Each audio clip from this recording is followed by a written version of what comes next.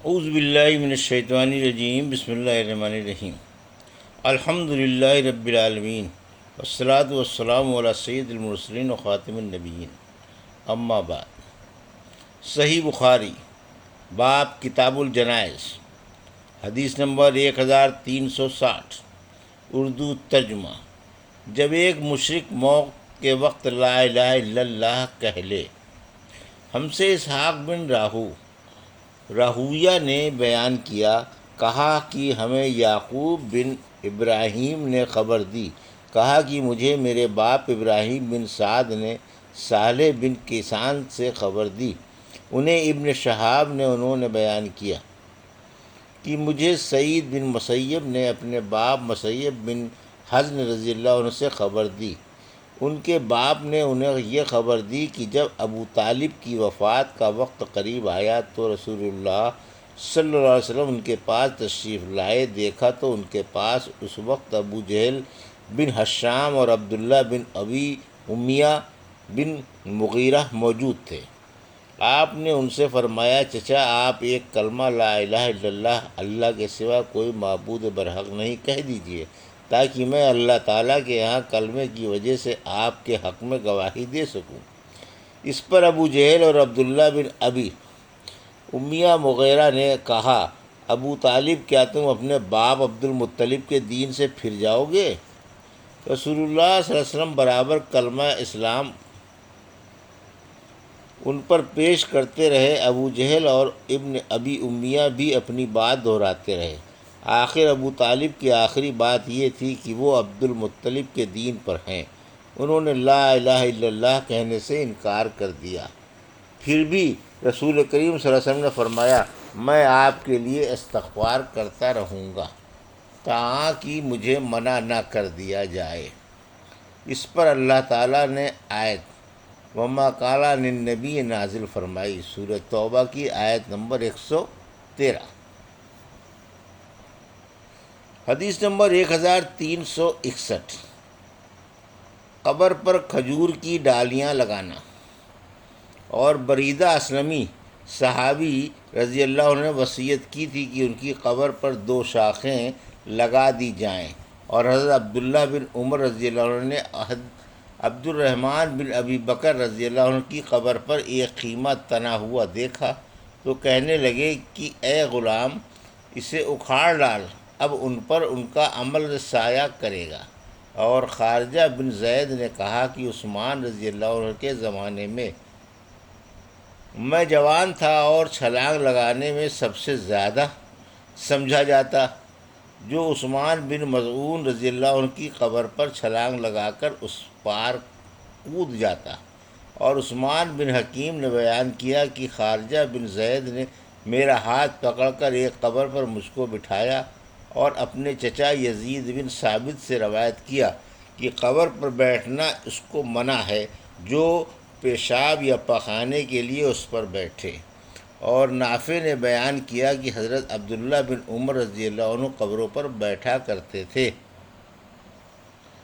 ہم سے یحییٰ بن جعفر بیکندی نے بیان کیا، کہا کہ ہم سے ابو معاویہ نے بیان کیا، ان سے اعمش نے، ان سے مجاہد نے، ان سے طاؤس نے اور ان سے ابن عباس رضی اللہ عنہ نے کہ نبی کریم صلی اللہ علیہ وسلم کا گزر ایسی 2 قبروں پر ہوا جن پر عذاب ہو رہا تھا۔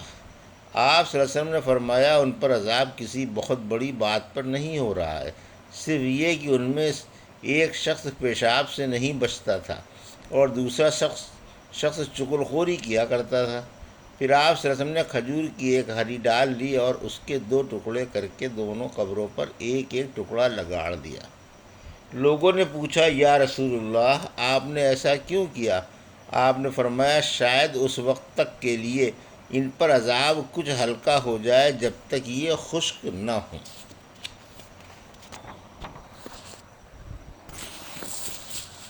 حدیث نمبر 1362، قبر کے پاس عالم کا بیٹھنا اور لوگوں کو نصیحت کرنا اور لوگوں کا اس کے ارد گرد بیٹھنا۔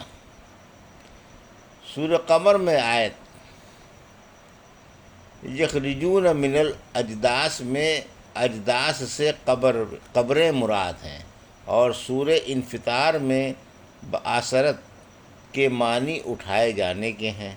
عربوں کے قول میں باثرت حوضی کا مطلب یہ ہے کہ حوض کا نچلا حصہ اوپر کر دیا۔ ایفاز کے معنی جلدی کرنا، اور اعمش کے قرات میں علی نصب یعنی بفتح نون کے ہے، یعنی ایک شے منصوب کی طرف تیزی سے دوڑے جا رہے ہیں تاکہ اس سے آگے بڑھ جائیں۔ نصب واحد ہے اور نصب مصدر ہے، اور سورہ قاف میں یوم الخروج سے مراد مردوں کا قبروں سے نکلنا ہے، اور سورہ انبیاء میں یسلون یخرجون کے معنی میں ہے۔ ہم سے عثمان ابن ابی شیبہ نے بیان کیا، انہوں نے کہا کہ مجھے سے جریر نے بیان کیا، ان سے منصور بن معتمر نے بیان کیا، ان سے سعد بن عبیدہ نے، ان سے ابو عبد الرحمن عبداللہ بن حبیب نے، اور ان سے حضرت علی رضی اللہ عنہ نے بیان کیا کہ ہم بقیع غرقد میں ایک جنازے کے ساتھ تھے۔ اتنے میں رسول اللہ صلی اللہ علیہ وسلم تشریف لائے اور بیٹھ گئے۔ ہم بھی آپ کے ارد گرد بیٹھ گئے۔ آپ کے پاس ایک چھڑی تھی جس سے آپ زمین کریدنے لگے۔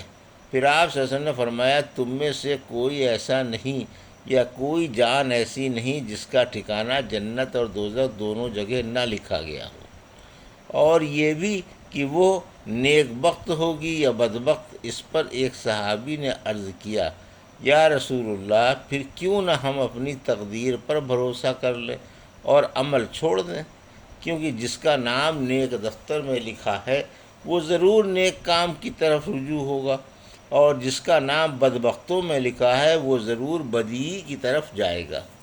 حضور اکرم صلی اللہ علیہ وسلم نے فرمایا، بات یہ ہے کہ جن کا نام نیک بختوں میں ہے ان کو اچھے کام کرنے میں ہی آسانی معلوم ہوتی ہے، اور بدبختوں کو برے کاموں میں آسانی نظر آتی ہے۔ پھر آپ صلی اللہ علیہ وسلم نے اس آیت کی تلاوت فرمائی، فَآمَنَ آتا وَاتَّقِل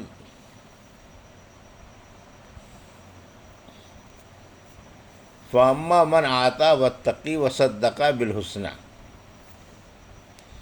حدیث نمبر 1363، اردو ترجمہ۔ جو شخص خودکشی کرے اس کی سزا کے بیان میں۔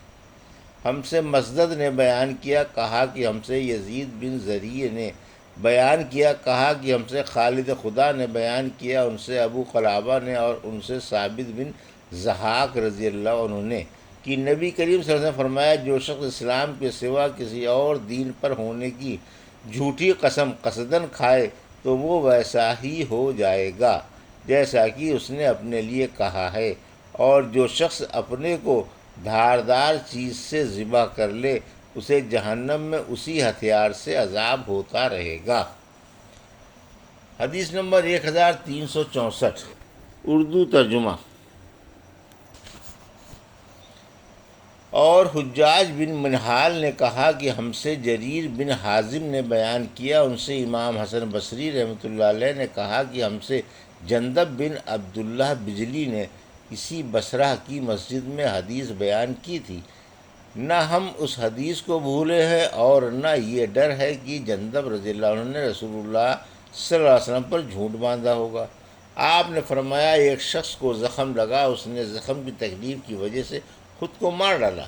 اس پر اللہ تعالیٰ نے فرمایا، میرے بندے نے جان نکالنے میں مجھ پر جلدی کی، اس کی سزا میں جنت حرام کرتا ہوں۔ حدیث نمبر 1365، اردو ترجمہ۔